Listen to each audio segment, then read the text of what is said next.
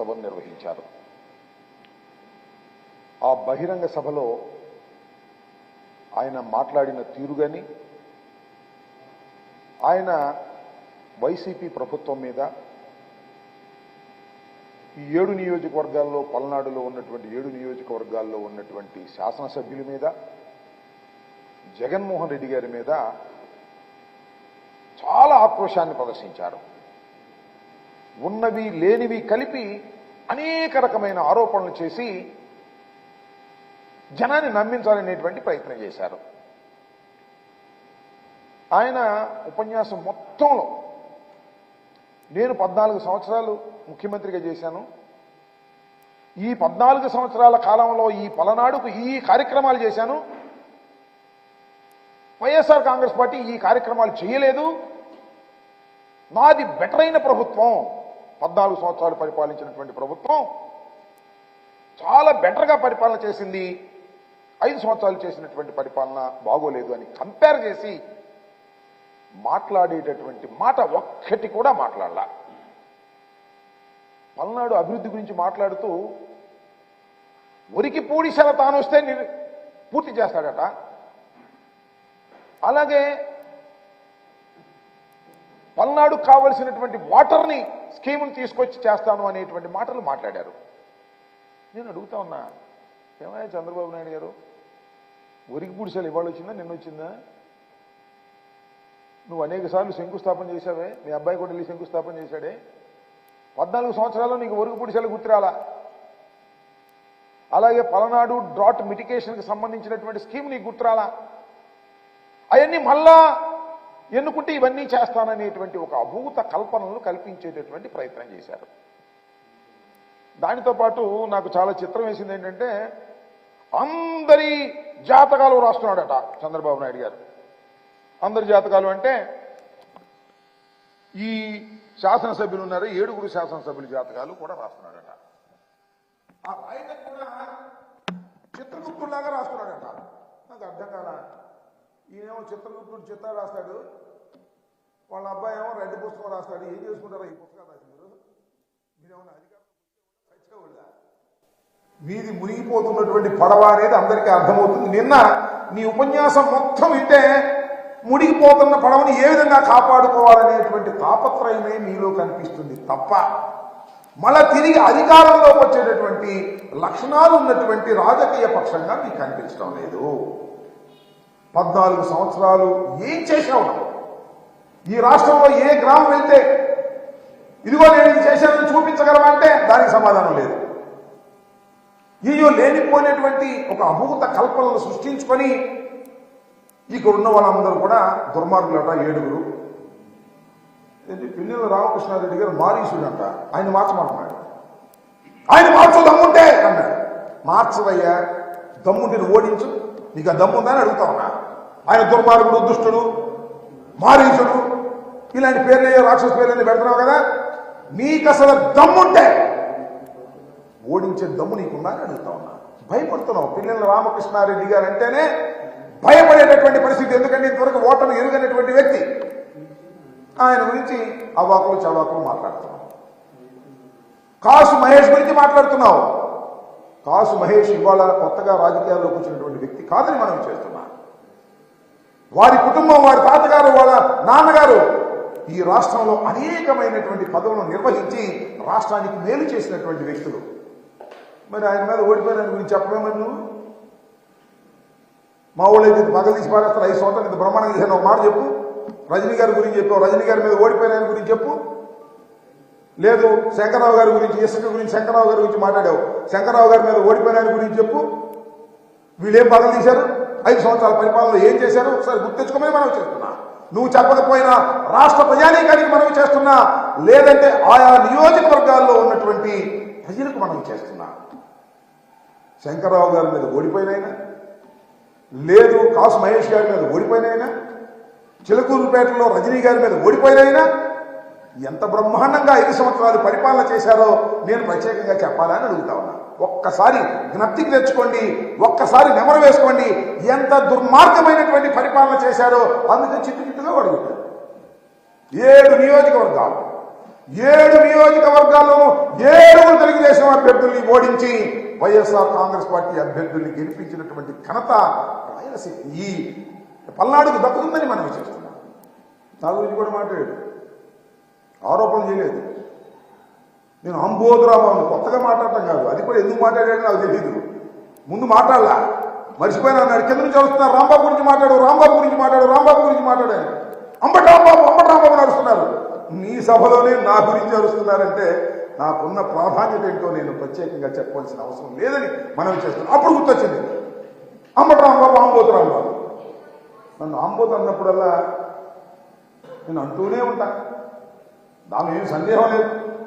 మరొక్కసారి అంటున్నా, చంద్రబాబు నాయుడు గారు నన్ను ఆంబోతు అంటున్నావు, వెంకరేస్తున్నానంటున్నావు, నిన్నేమనాలయ్యా? చెప్పా కదా స్టాండర్డ్ డైలాగ్. ఆంబోతులకు ఆవుల్ని సప్లై చేసి రాజకీయంగా ఎదిగినటువంటి వ్యక్తివి నారా చంద్రబాబు నాయుడు గారు, గుర్తుపెట్టుకోమని మనం చేస్తున్నా. ఇలా పదే పదే ఆంబోత్ అంటే ఏ ఆంబోతుకు ఏ ఆవుని సప్లై చేసావో కూడా చిట్టా తీస్తా జాగ్రత్త అని మనం చేస్తున్నా.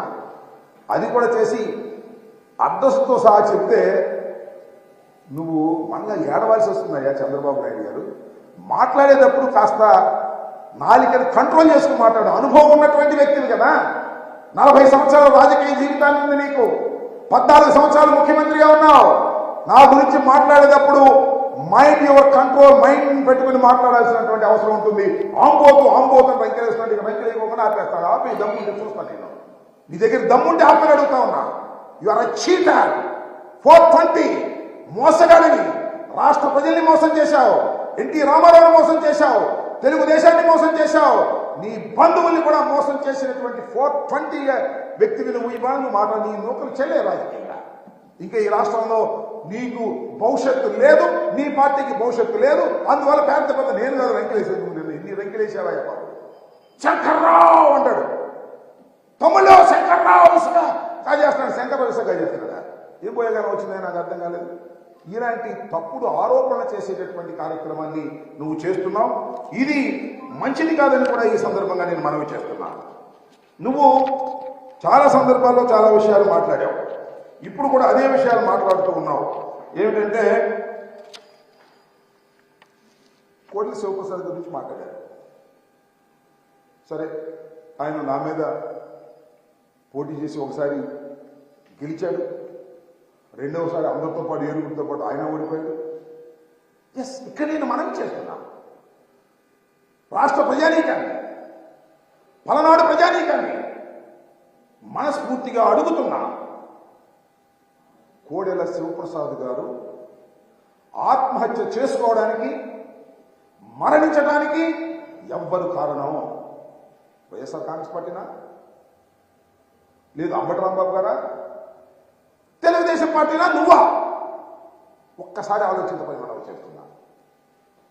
ఎందుకంటే కేవలం కోడెల శివప్రసాద్ గారి మరణానికి ప్రధానమైన కారణం నువ్వు, నారా చంద్రబాబు నాయుడు గారు. ఎందుకంటే కోడెల శివప్రసాద్ గారు చనిపోక ముందు కూడా ఆత్మహత్యా ప్రయత్నం చేసుకున్నాడు. ఎందుకు ఆత్మహత్యా ప్రయత్నం చేసుకున్నాడు? కోడెల శివప్రసాద్ లాంటి సీనియర్ పొలిటీషియన్ ఓటమి పాలైతే ఇంటర్వ్యూ కూడా ఇవ్వలేదు కదా నువ్వు. ఆ కుటుంబాన్ని పక్కన పెట్టాలని నిర్ణయించావు కదా. కోడెల శివప్రసాద్ని పక్కకు నెట్టాలని నిర్ణయించుకున్న తర్వాత ఆ బాధ పడలేక మానసికంగా 1-2 సార్లు నిన్ను కలుసుకోవడానికి ప్రయత్నం చేసిన వారి కుటుంబాన్ని కానీ వారిని కానీ పక్కకు నెట్టేసినటువంటి దుర్మార్గుడు నువ్వు. అందువల్లే ఆయన మానసికంగా కుంగిపోయి ఆత్మహత్యా ప్రయత్నం చేసుకుంటే ఇల్లు అడిగారు కదా.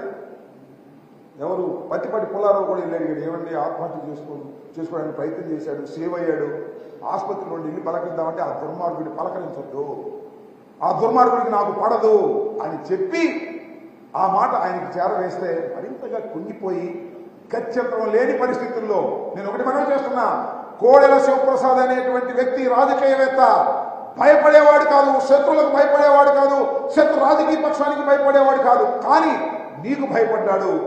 నీ తత్వం వలన, నీ నిరాదరణ వల్ల భయపడి ఆత్మహత్య చేసుకుంటే దాన్ని కూడా సొమ్ము చేసుకునే కార్యక్రమం.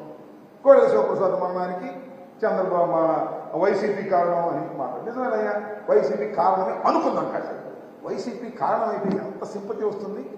మరి వాళ్ళ కుటుంబంలో వాళ్ళ అబ్బాయికో వాళ్ళ అమ్మాయికో టికెట్ ఇవ్వచ్చు కదా, ఎందుకు పక్కన పెట్టావు నాకు అర్థం కాలేదు. కక్ష ఇంకా పోలేదు నీకు. కోడెల శివప్రసాద్ మరణించినా కూడా కోడెల శివప్రసాద్ మీద కక్ష నీకు పోలేదు కాబట్టి వారి కుటుంబంలో ఎవరికి రాజకీయ భవిష్యత్తు లేకోకుండా అణిచివేయడానికి ప్రయత్నం చేసినటువంటి దుర్మార్గుడివి, నీచుడివి. ఇది రాష్ట్ర ప్రజానీకం తెలుసుకోవాలి, ముఖ్యంగా ఈ పలనాడు ప్రజలు తెలుసుకోవాలని కూడా ఈ సందర్భంగా నేను మనం చేస్తున్నాను. ఇలా చీట్లే ఇలా మోసం చేస్తాను. అంతేకాదు, మా శ్రీకృష్ణదేవరాయలు గారిని చేర్చుకుంటే ఏమన్నావు, ఆయన తులసి మొక్క అంట. మొన్నదాకా గంజాయి వనంలో ఉన్నాడు, ఇప్పుడు తులసి వనంలోకి వెళ్ళాడు. నువ్వు తులసి మొక్కవి, నీ తెలుగుదేశం పార్టీ తులసి మొక్క, మేము గంజాయి మొక్కలు. నాకు అర్థం కాల. నేను ఒక్కటి విషయంలో ఒక్క విషయాన్ని చెప్పాలి. ఇక్కడ లావు శ్రీకృష్ణదేవరాయలు గారి కుటుంబం ఎప్పటి నుంచో ప్రయత్నం చేస్తుంది పార్లమెంట్కి వెళ్ళాలని. వాళ్ళ నాన్నగారు కూడా కంటెస్ట్ చేశాడు ఇంతకుముందు, మీకు గుర్తుండే ఉంటుంది, లక్ష్మీ పార్వతి పార్టీ తరఫున. వెళ్ళలేకపోయారు. తెలుగుదేశం టికెట్ ట్రై చేశాడేమో తెలియదు. ఎన్నో సంవత్సరాల నుంచి, ఎన్నో దశాబ్దాల నుంచి పార్లమెంటుకు వెళ్ళాలని శ్రీకృష్ణదేవరాయలు గారి తండ్రి శ్రీకృష్ణదేవరాయలు గారు ప్రయత్నం చేస్తే ఆ ఛాన్స్ అంటూ వచ్చింది ఒక్క జగన్మోహన్ రెడ్డి గారి వల్ల. లావు శ్రీకృష్ణదేవరాయలు గారు యంగ్స్టర్ పలనాడు నుంచి గుంటూరులో నిలబడతానని చెప్పి గుంటూరులో నిలబడినా పలనాడు తీసుకొచ్చి పలనాడులో గెలిపించినటువంటి ఘనత జగన్మోహన్ రెడ్డి గారికి దక్కుతుంది. అలా జగన్మోహన్ రెడ్డి గారి ఆశీస్సులతో గెలిచి ఇవాళ తెలుగుదేశం వెళ్ళాడు. ఆయన ఇష్టం, నేనేం కాదన్నా. ఎందుకు వెళ్ళాడు అంటున్నా, దాని నేపథ్యం ఏమిటి అంటున్నా. ఇక్కడ 7 నియోజకవర్గాలు ఉన్నాయి. 7 నియోజకవర్గాలు ఓసీకి ఇచ్చారు, ఒకటి కూడా రిజర్వేషన్ లేదు. ఈసారి ఇది బీసీకి ఇవ్వడం ధర్మంగా ఉంటుందని జగన్మోహన్ రెడ్డి గారు భావించి శ్రీకృష్ణదేవరాయలు గారు మీరు గుంటూరు వెళ్ళండి, ఇక్కడ బీసీకి ఇద్దాం, యాదవ్కి ఇద్దాం అని చెబితే అడ్జస్ట్ కాలేకపోయారే. అడ్జస్ట్ కాకుండా గుంటూరు వెళ్ళి పోటీ చేయి, ఫ్యాన్ గుర్తు మీద లేదు నేను ఇక్కడే పోటీ చేస్తాను మొండుకేసి తగాదా పడి పార్టీ మారిన విశ్వాసఘాతకుడు శ్రీకృష్ణదేవరాయలు గారిని మనం చేస్తున్నాం. ఇవాళ మళ్ళీ రోజు పోటీ చేస్తున్నాం. ఇక బీసీల ఓటు అడిగే హక్కు ఆ విశ్వాసఘాతకుడైనటువంటి శ్రీకృష్ణదేవరాయలు గారికి లేదు. రాష్ట్రమని సందర్భంగా మనం చెప్తున్నాం. అంతేకాదు, పాపం మా జంగా కృష్ణమూర్తి గారు వైఎస్ఆర్ కాంగ్రెస్ పార్టీ పెట్టినప్పుడు, రాజశేఖర్ గారు మరణించినప్పుడు జంగా కృష్ణమూర్తి గారు జగన్మోహన్ రెడ్డి గారు అంతా నడిచాడు. టికెట్ ఇవ్వలేకపోయాం. గుజరాత్ ఎమ్మెల్సీ ఇచ్చారు.